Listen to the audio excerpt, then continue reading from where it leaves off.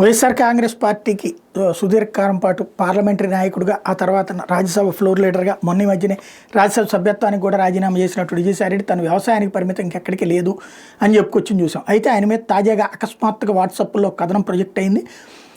విజయసాయిరెడ్డి రాజకీయాల నుంచి విరమించుకొని పొలం పనులు చేసుకుంటా అని చెప్పారు. కానీ అదంతా అబద్ధమైన ఢిల్లీ రాజకీయ వర్గాలు స్పష్టంగా చెప్తున్నాయి. ఆయన బీజేపీలో చేరేందుకు అన్ని ఏర్పాట్లు చేసుకున్న తర్వాతనే వైసీపీకి రాజీనామా చేశారు. అయితే వెంటనే చేస్తే మరో రకమైన ప్రచారం జరుగుతుందని, తన రాజ్యసభ స్థానానికి ఉప ఎన్నిక జరిగిన తర్వాత ఆయన బీజేపీలో చేరబోతున్నారు.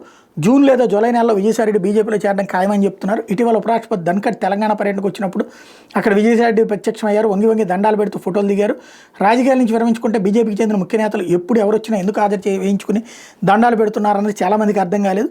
కానీ విజయసాయిరెడ్డి మాస్టర్ ప్లాన్ ఏంటో తెలిసిన తర్వాత అందరూ ముక్కును వేలేసుకుంటున్నారు. విజయసాయిరెడ్డిపై లెక్కలేనని కేసులు ఉన్నాయి. అధికారంలో ఉన్నప్పుడు మాఫియాలా మారి ఆస్తులు కాజేశారు, ఆ కేసులు ఉన్నాయి. అక్రమాస్తుల కేసులు ఆయన నెంబర్ 2. ఆ కేసులు ఇంకా ట్రైల్కి రావడం లేదు. ఇప్పుడు ఆ విచారణకు వస్తే ఆయనతో పాటు జగన్ కూడా జైలుకి వెళ్లాల్సి ఉంటుంది. అందుకే బీజేపీలో చేరేందుకు ఆయన సిద్ధమైనట్టుగా తెలుస్తుంది. విజయసాయిరెడ్డి బీజేపీలో చేరేందుకు కూటమి పార్టీలు అంగీకరిస్తారా లేదన్న సస్పెన్స్. రాజీనామా చేసినప్పుడు చంద్రబాబుతో వ్యక్తిగత సంబంధాలు ఉన్నాయి.